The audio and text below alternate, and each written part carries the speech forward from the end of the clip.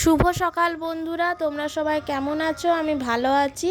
আমার আরেকটি নতুন ব্লগে তোমাদের ওয়েলকাম জানাই। আজকে পূর্ণিমার দিন, তাই সকাল সকাল স্নান সেরে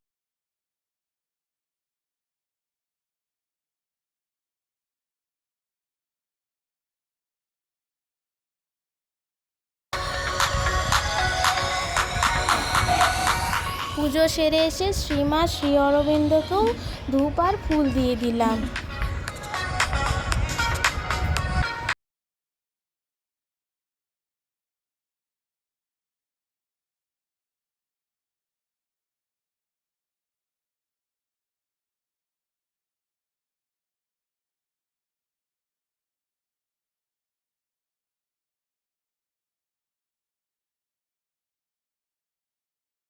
হয়ে গেছে। জামাইবাবু কালকে বাজার থেকে একটা খুব সুন্দর পাকা পেঁপে নিয়ে এসেছিল। এখন সেই পেঁপেটা কাটবো। রান্নাঘর থেকে একটা প্লেট নিয়ে নেব পেঁপেগুলো কেটে রাখবার জন্য।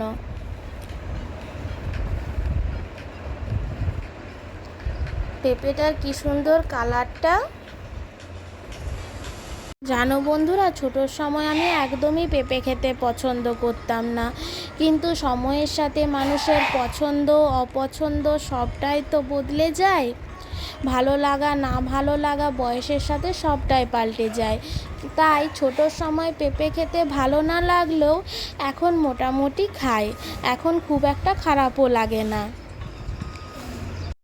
পেঁপে খেতে সবারই ভালো লাগুক না লাগুক, কিন্তু পেঁপের পুষ্টিগুণের জন্যই সবাই এই ফলটি পছন্দ করে থাকেন। পেঁপে সুস্বাদু হওয়ার সাথে সাথে পেঁপের স্বাস্থ্যগুণও রয়েছে অনেক। যাদের ডায়াবেটিস আছে তাদের জন্য পেঁপে খুবই ভালো। ডায়াবেটিস নিয়ন্ত্রণে পেঁপে খুবই সাহায্য করে। তাছাড়া যারা ডায়েট মেনটেন করছে তাদের জন্য পেঁপে খাওয়া খুব ভালো। পেঁপেতে রয়েছে প্রচুর পরিমাণে অ্যান্টিঅক্সিডেন্ট, এনজাইম, ভিটামিন সি, ই ও এ। তাছাড়া ফাইবার ও ম্যাগনেসিয়াম, পটাশিয়াম জাতীয় খনিজ পদার্থ রয়েছে। তাই চিকিৎসক থেকে স্বাস্থ্য বিশেষজ্ঞরাও পরামর্শ দেন যে খালি পেটে পেঁপে খাওয়া উচিত, স্বাস্থ্যের পক্ষে ভালো। তাই আজ সকালবেলা ভাবলাম খালি পেটে ব্রেকফাস্টে আজকে পেঁপেই খাবো। আমি এখানে পেঁপেটা ভালো করে পরিষ্কার করে নিচ্ছি আগে। এই পাকা পেঁপে দেখলেই আমার মনে পড়ে যায় আমাদের বাড়ির পেঁপে গাছগুলো। আমাদের বাড়িতেও খুব সুন্দর পাকা পাকা পেঁপে হতো, অনেকগুলো গাছ ছিল। কেমন দেখো বন্ধুরা, যখন ছোট্ট সময় আমি পেঁপে খেতাম না, তখন আমাদের বাড়ি ভর্তি পেঁপে গাছ ছিল, আর খুব মিষ্টি মিষ্টি পেঁপে হতো গাছগুলোতে। তখন জোর করে মা বাবা বলতো একটু পেঁপে খা, পেঁপে খাওয়া স্বাস্থ্যের জন্য ভালো, কিন্তু তখন আমি বুঝতাম না, খেতে চাইতাম না। আর এখন যখন পেঁপে খাই তখন আমাদের বাগানে একটাও গাছ নেই, এখন কিনেই খেতে হয়। পেঁপেটা যেমন দেখতে কালারটা কি সুন্দর, তেমনি খেতেও খুব মিষ্টি আছে।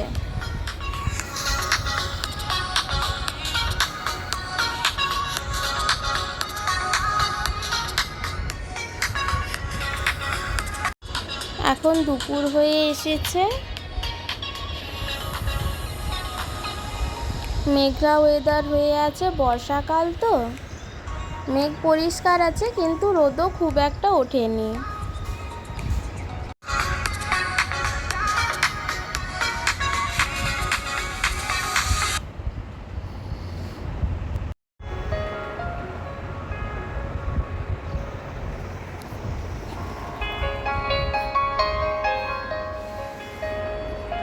আজকে পূর্ণিমার দিন, তাই দিদি দুপুরবেলা ডালিয়ার খিচুড়ি বানাবে।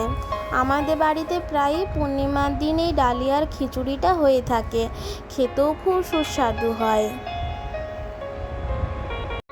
চলো আজ দিদির বানানো ডালিয়ার খিচুড়ির রেসিপি আমি তোমাদের সাথে শেয়ার করব।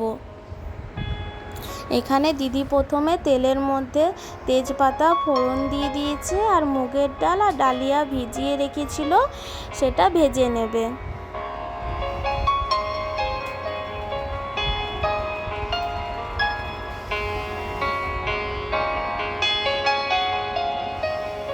ডালিয়া ভাজা হয়ে গেলে যে সবজিগুলো কেটে রেখেছিল সেই সবজিগুলো একে একে ভেজে নেবে। বার উপোস ছাড়া অন্য যে কোনো দিনই এই ডালিয়ার খিচুড়ি করা যেতেই পারে, ব্রেকফাস্টও বানানো যেতে পারে। যেহেতু এই খিচুড়িতে অনেক রকমের সবজি আর ডাল পড়ছে, তাই এতে খুব ভিটামিনও আছে, আর ছোট বাচ্চাদের জন্য তো এটা খুবই ভালো।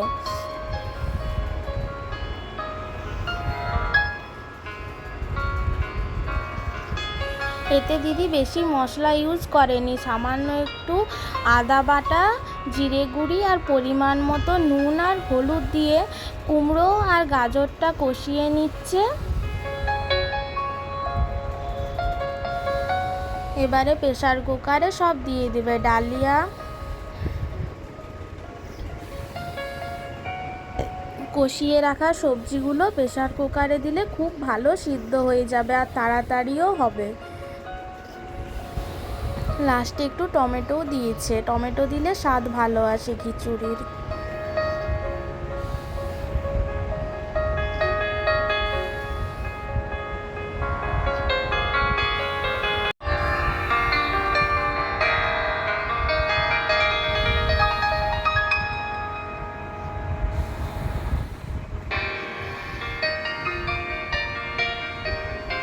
এবারে দিদি নারকেল আর বাদামটা ভেজে নিচ্ছে। নারকেল আর বাদাম ভাজা খিচুড়ির ওপর দিলে খিচুড়ির টেস্ট আরও বেড়ে যায়।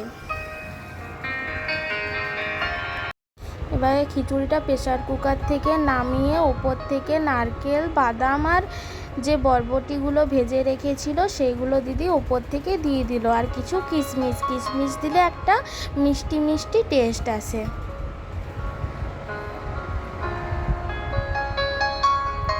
তোমরাও এই রেসিপিটা বাড়িতে বানিয়ে ট্রাই করো, খুব সুন্দর হয়। আমাদের আজকে দুপুরের লাঞ্চ আলু ভাজা, পাঁপড় ভাজা আর ডালিয়ার খিচুড়ি। আজকে আসি বন্ধুরা, আবার দেখা হবে অন্য একটি ব্লগে।